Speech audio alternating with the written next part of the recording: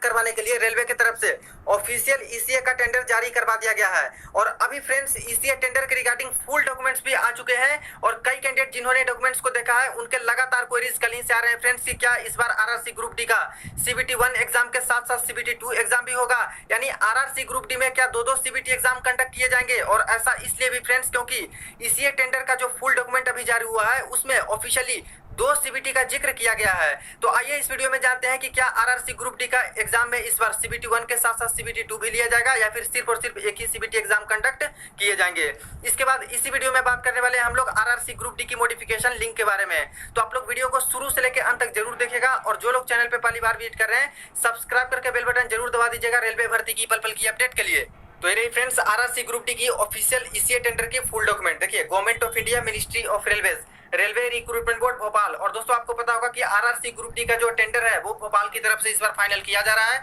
Engagement of exam conducting agency in connection with recruitment for various post in level 1 of 7 CPC pay matrix notified in CA number RRC 1/2019। अब यहाँ पे देखिए दोस्तों कुछ basic information mention है, जैसा कि नोटिस में भी आपको पता होगा डिस्क्रिप्शन ऑफ वर्क यहाँ पे दिया गया है, जो कि देख सकते हो क्या क्या इनको वर्क कंप्लीट करवाने हैं वेंडर को। इसके बाद approximate cost of work in rupees, यानी टोटल एग्जाम कंप्लीट करवाने में कितने खर्च आएंगे उसके बारे में मेंशन है।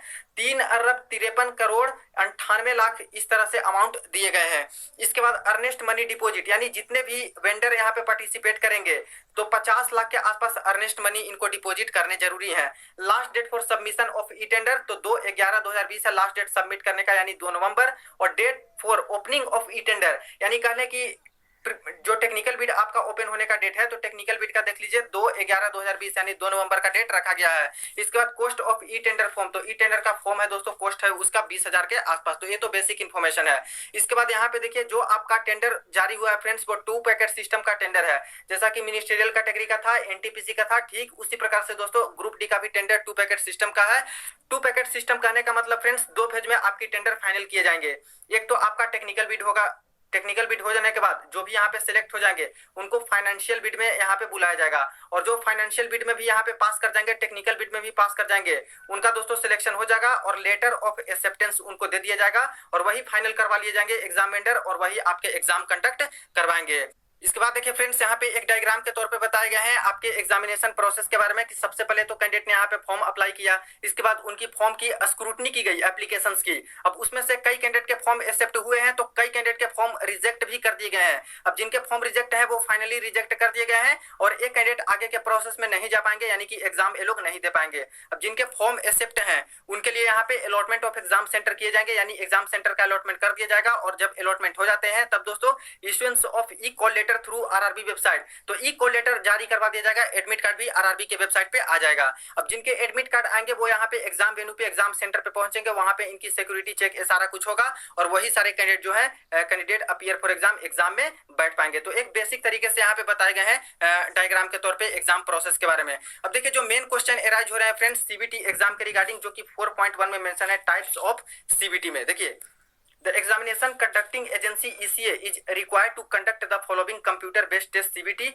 for eligible applicants of centralized employment notice CA number RRC 1/2019, यानी RRC 1/2019 ग्रुप डी वाले जो छात्र हैं ECA विभिन्न तरह की उनकी एग्जाम कंडक्ट करेंगी, जिसमें से फर्स्ट है computer based test CBT first stage, यानी दोस्तों CBT 1, जिसमें approx candidate count will be 1.10 crore, यानी कम से कम अप्रोक्स यहाँ पे 1.10 करोड़ के आसपास अभ्यर्थी CBT 1 एग्जाम में बैठ सकते हैं, यानी इतना एग्जाम दे पाएंगे। इसके बाद सेकंड में देखिए कंप्यूटर बेस्ड टेस्ट CBT यानी सेकंड स्टेज, यानी दोस्तों देख सकते हो कि सेकंड स्टेज CBT के बारे में CBT 2 के बारे में बताए गए हैं, जिसमें approx candidate count will B 15.56 lakh, यानी दोस्तों 15.56 लाख के आसपास कैंडिडेट यहाँ पे अपीयर हो सकते हैं CBT 2 में। तो देख सकते हो फ्रेंड्स कि यहाँ पे CBT 1 और CBT 2 के बारे में मेंशन है और यहीं पे क्वेश्चन एराइज हो रहे हैं और कई कैंडिडेट कंफ्यूजन में है कि यहाँ पे जब ग्रुप डी में सिर्फ और सिर्फ एक CBT एग्जाम होता है, उसके बाद फिजिकल इफिशियंसी टेस्ट हो जाता है, उसके बाद सिलेक्शन होते हैं,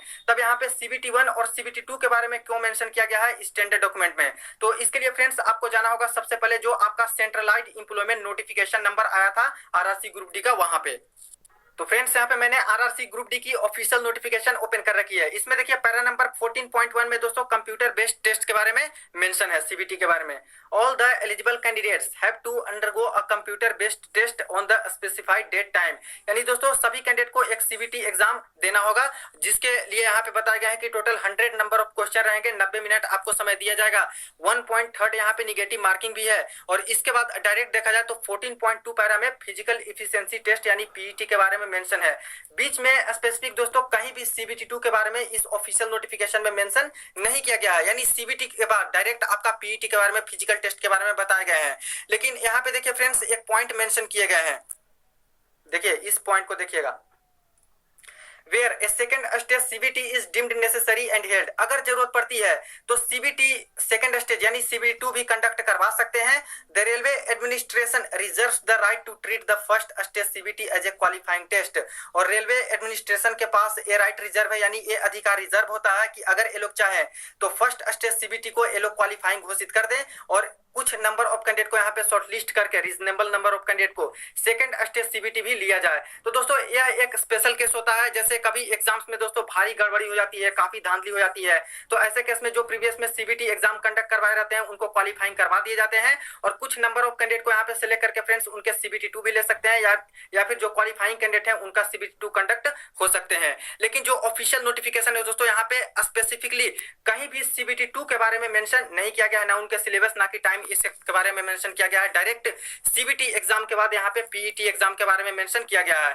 तो बिल्कुल भी आपको घबराने की जरूरत नहीं है फ्रेंड्स, आपका जो ऑफिशियल नोटिफिकेशन होता है वही मेन होता है। इसमें जो सिलेबस मेंशन है, जो यहाँ पे बोला जाए दोस्तों, उसी को आपको फॉलो करने हैं। अब देखिए जो यहाँ पे ईसीए टेंडर जारी हुआ है दोस्तों ग्रुप डी के रिगार्डिंग, आरआरसी ग्रुप डी के रिगार्डिंग, जहाँ पे यहाँ पे सीबीटी 2 के बारे में मेंशन है, तो जो टेंडर जारी हुए हैं आरआरबी को बिल्कुल क्लियर करने होंगे इनको, इसीलिए यहाँ पे बता दिए जाते हैं सब कुछ कि अगर इस तरह की कंडीशन आती है फ्यूचर में, अगर इस प्रकार की गड़बड़ी आती है या फिर सीबीटी 2 कंडक्ट होने की तैयारी होती है, तो यहाँ पे ऐसा ना हो कि ईसीए कंडक्ट यानी कि एग्जामिनेशन कंडक्ट एजेंसी ये बोले कि मुझे पहले नहीं बताया गया था। इसीलिए ये बातें भी बता दी गई है कि अगर ऐसी कंडीशन होती है तो 15.56 लाख के आसपास कैंडिडेट सेकंड स्टेज सीबीटी 2 में बैठ सकते हैं। तो कंफर्म रहिए दोस्तों, घबराने की जरूरत नहीं है।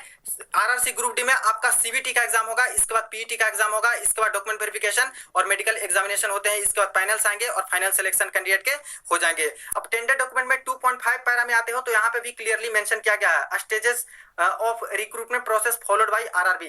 तो देखिए ये जो स्पेसिफिक आपका टेंडर निकले हैं ये आपका आरआरसी ग्रुप डी का टेंडर है, लेकिन इस टेंडर में देखिए क्या क्या मेंशन है कि ईसीए कौन कौन से एग्जाम ले सकती है। तो कंप्यूटर बेस्ड टेस्ट 1 ले सकती है यानी सीबीटी 1 ले सकती है, सीबीटी 2 ले सकती है इफ रिक्वायर्ड, अगर जरूरत पड़ी दोस्तों तब सीबीटी 2 ले सकती है। Computer based aptitude test CBAT यानी दोस्तों साइको टेस्ट होता है, अगर जरूरत पड़ती है तो वो भी ले सकती है।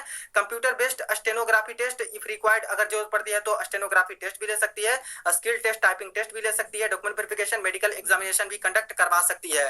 तो ग्रुप डी में आपका सीबीटी 1 होता है तो सिर्फ यहाँ पे सीबीटी 1 लिया जाएगा, ये सब एग्जाम नहीं लिए जाएंगे, बाकी डॉक्यूमेंट वेरिफिकेशन मेडिकल लिए जाएंगे और इसके बाद फिजिकल इफिशियंसी टेस्ट पीईटी होते हैं वो आपके लिए जाएंगे। तो फ्रेंड्स आपका डाउट बिल्कुल क्लियर हो चुका होगा कि आरआरसी ग्रुप डी में सिर्फ और सिर्फ फर्स्ट स्टेज सीबीटी यानी एक ही सीबीटी एग्जाम होगा और इसके बाद PET physical efficiency test conduct किए जाएंगे। अगर फ्रेंड्स यहाँ पे फ्यूचर में इस प्रकार के प्रावधान होते हैं कि सीबीटी 2 भी कंडक्ट करवाया जाए, तब सबसे पहले दोस्तों 21 आरआरबी का जो ऑफिशियल वेबसाइट है वहीं पे नोटिस के तौर पे आपको इन्फॉर्मेशन दी जाएंगी। तो फ्रेंड्स अभी के अकॉर्डिंग जो आपकी ऑफिशियल नोटिफिकेशन है उसी के अकॉर्डिंग चलिए और सीबीटी एग्जाम की तैयारी कीजिए और इसके बाद पीईटी की एग्जाम की तैयारी कीजिए। अब फ्रेंड्स बात करते हैं हम लोग आरआरसी ग्रुप डी की मॉडिफिकेशन लिंक के बारे में। कई कैंडिडेट के सवाल आते रहते हैं कि आप आरआरबी एनटीपीसी की मॉडिफिकेशन लिंक की बात करते हो लेकिन आरआरसी ग्रुप डी की मॉडिफिकेशन लिंक की बात नहीं करते हो, आरआरसी के बारे में बात नहीं करते। तो फ्रेंड्स आज के वीडियो में हम लोग आरआरसी ग्रुप डी की मॉडिफिकेशन लिंक के बारे में ही बात करने वाले हैं। देखिए आरआरसी ग्रुप डी की जो एप्लीकेशन स्टेटस ऑफिशियली जारी हुई थी फ्रेंड्स, जुलाई 2019 में आपकी एप्लीकेशन स्टेटस जारी हुई थी। उस समय बहुत सारे छात्रों के फॉर्म को रिजेक्ट कर दिए गए थे इनवैलिड फोटो इनवैलिड सिग्नेचर बता के। लगभग देखा जाए फ्रेंड्स तो 4.5 लाख के आसपास कैंडिडेट की जो फॉर्म है उसको रिजेक्ट कर दिए गए थे, लेकिन उसमें से कई छात्र ऐसे थे जिनके फोटो बिल्कुल सही थे, सिग्नेचर बिल्कुल सही थे। और वहां पे दोस्तों कई कैंडिडेट को यह समय में नहीं आ रहा था कि मेरा फॉर्म रिजेक्ट हुआ है तो अब मेरे साथ क्या होने वाला है, क्या हम एग्जाम दे पाएंगे या फिर नहीं दे पाएंगे। तो उस समय मैंने इस मैटर मैटर को उठाया था फ्रेंड्स, और आपके साथ शुरू से लेकर अंत तक रहा इस मैटर में। और यहाँ पे देखा जाए तो ईमेल करेक्शन का लिंक इनको प्रोवाइड करना पड़ा था।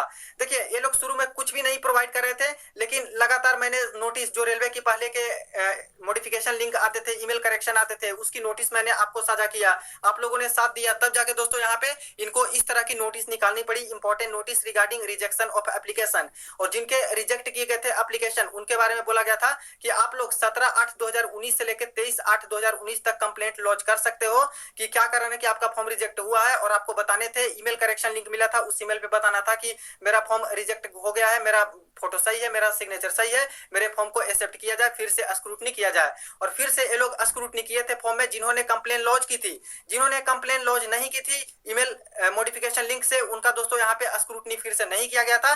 जिन्होंने लॉन्च की थी उनका फिर से चेक किया गया, और जिनके सही पाए गए उनके दोस्तों करेक्ट करके एक्सेप्ट कर लिए गए। जिनके बिल्कुल भी सुधार करने लायक नहीं थे फोटो सिग्नेचर, उनको दोस्तों फाइनल रिजेक्ट कर दिया गया था। फिर भी दोस्तों हम लोगों ने हार नहीं मानी थी, और फिर से हम लोगों ने कैंपेन चलाया था।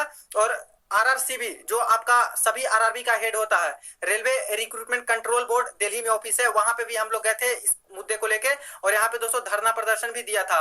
लेकिन दोस्तों जहाँ पे 200-400 अभ्यर्थियों को पहुंचने थे धरना प्रदर्शन में, वहां पे मात्र 15-20 कैंडिडेट ही पहुंच पाए। और जब वहां पे ऑफिसर आए तो वहां पे फाइनल बता दिया गया फ्रेंड्स कि आप लोगों की फॉर्म फाइनली रिजेक्ट कर दी गई है। अब कोई भी मॉडिफिकेशन लिंक या फिर कोई भी ईमेल करेक्शन लिंक नहीं दिया जाएगा, क्योंकि फ्रेंड्स यहाँ पे पहले से ही ये लोग जारी करवा दिए थे, और जिनका करेक्ट करना था कर दिए थे, बाद में ये लोग कोई भी मॉडिफिकेशन लिंक नहीं दिए। तो फ्रेंड्स हम लोगों ने हार तो नहीं मानी थी, लेकिन जहां पे कैंडिडेट की संख्या की जरूरत थी, वहां पे दोस्तों बहुत कम कैंडिडेट पहुंच पाए। ट्विटर कैंपेन भी दोस्तों सफल नहीं हो पाया, क्योंकि पूरे छात्रों का समर्थन यहाँ पे नहीं मिल पाया। इसलिए यहाँ पे फाइनल कैंडिडेट के फॉर्म को रिजेक्ट कर दिया गया आरआरसी ग्रुप डी में, और कोई भी मॉडिफिकेशन लिंक का दोस्तों ऑप्शन नहीं दिया गया, और सिर्फ ईमेल करेक्शन का ही एक लिंक प्रोवाइड किया गया था। आरआरसीबी की तरफ से दोस्तों वही बताया गया था, आरआरसीबी दिल्ली की तरफ से, कि अब आपको कोई भी एक्स्ट्रा मौका नहीं दिया जाएगा, कोई भी अपॉर्चुनिटी आपकी फॉर्म मॉडिफिकेशन की नहीं दी जाएगी, फाइनल कैंडिडेट के फॉर्म को रिजेक्ट कर दिए गए हैं। तो अब बताइए फ्रेंड्स, इसमें क्या किया जा सकता था? हम लोगों ने तो पूरी कोशिश की, लेकिन यहाँ पे जिस प्रकार से कैंडिडेट का समर्थन चाहिए था उतना नहीं मिल पाया। इसलिए फ्रेंड्स जो मांग थी कैंडिडेट की फॉर्म मॉडिफिकेशन की, वो लिंक ना देके सिर्फ और सिर्फ ईमेल करेक्शन का ही लिंक यहाँ पे मिला था। अब फ्रेंड्स क्या कर सकते हो? अब मूव ऑन करने के अलावा कोई भी ऑप्शन नहीं है, क्योंकि आगे के जो आप लोगों ने फॉर्म बनाए हो, जो स्ट्रेटेजी आपकी है, जैसे कई छात्र एनटीपीसी के भी फॉर्म अप्लाई किए हैं, और अभी इसकी एग्जाम भी होने वाली है फ्रेंड्स। अब इसी चीज में आप लोग बिजी रहोगे, मॉडिफिकेशन लिंक मांग की ग्रुप डी की, जहां पे ज्यादातर कोई होप नहीं है फ्रेंड्स, तो इसमें आपका समय ही बर्बाद जाएगा। तो इसीलिए मूव ऑन कीजिए, और नेक्स्ट जो एग्जाम आपका है, जिसका फॉर्म अप्लाई किया हो, उसकी आप लोग प्रिपरेशन जारी रखें। अब जिन कैंडिडेट के फॉर्म आरआरसी ग्रुप डी में रिजेक्ट हुए हैं, उनके बारे में सोच के दोस्तों काफी ज्यादा बुरा लगता है, क्योंकि कई छात्र के अभी भी कमेंट्स आते रहते हैं कि मेरा फॉर्म आरआरसी ग्रुप डी में रिजेक्ट कर दिया गया है, क्या मुझे दोबारा मौका मिलेगा मॉडिफिकेशन का या फिर नहीं मिलेगा? मेल के थ्रू भी कॉन्टैक्ट किया जाता है, ग्रुप्स में भी दोस्तों कई छात्रों की इस प्रकार से बातें होते रहती है।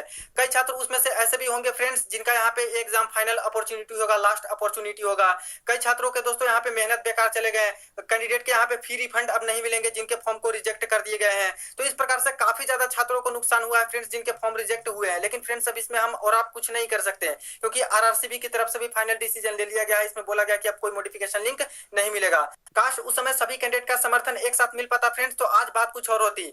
जिस समय ईमेल करेक्शन का लिंक दोस्तों मिला था, उस समय दोस्तों बिल्कुल भी फॉर्म मॉडिफिकेशन का लिंक इसके जगह पे प्रोवाइड किया जाता। एक बात और, जो गलती आप लोगों ने आरआरसी ग्रुप डी के एप्लीकेशन स्टेटस के समय किया था फ्रेंड्स, अभी एनटीपीसी के एप्लीकेशन स्टेटस में बिल्कुल भी नहीं करने हैं। सभी कैंडिडेट को एकजुट होकर सिर्फ और सिर्फ मॉडिफिकेशन लिंक की ही मांग करनी है। जिनके भी फॉर्म रिजेक्ट होते हैं फ्रेंड्स, मॉडिफिकेशन लिंक की मांग करनी है, ईमेल करेक्शन की मांग नहीं करनी है। क्योंकि मॉडिफिकेशन लिंक मिलेंगे तो वहां पे जिनके फोटो के कारण, सिग्नेचर के कारण रिजेक्ट होंगे, वो फिर से अपना फोटो अपलोड कर सकते हैं, फिर से सिग्नेचर अपलोड कर सकते हैं, फिर से यहाँ पे करेक्ट कर सकते हैं, और फिर से उनका एक्सेप्ट करवा लिया जाएगा। तो इसीलिए सभी को एकजुट होकर दोस्तों यहाँ पे सपोर्ट मिलना बिल्कुल जरूरी है, और सभी को एकजुट होकर मॉडिफिकेशन लिंक की मांग करनी है। 21 सितंबर से लेके 30 सितंबर तक आरआरबी एनटीपीसी की एप्लीकेशन स्टेटस आप लोग चेक कर सकते हो। तो फ्रेंड्स वीडियो को ज्यादा से ज्यादा दोस्तों के साथ आप लोग जरूर शेयर कर दीजिएगा। कोई क्वेरी हो कमेंट सेक्शन में पूछ सकते हो। चलिए मिलते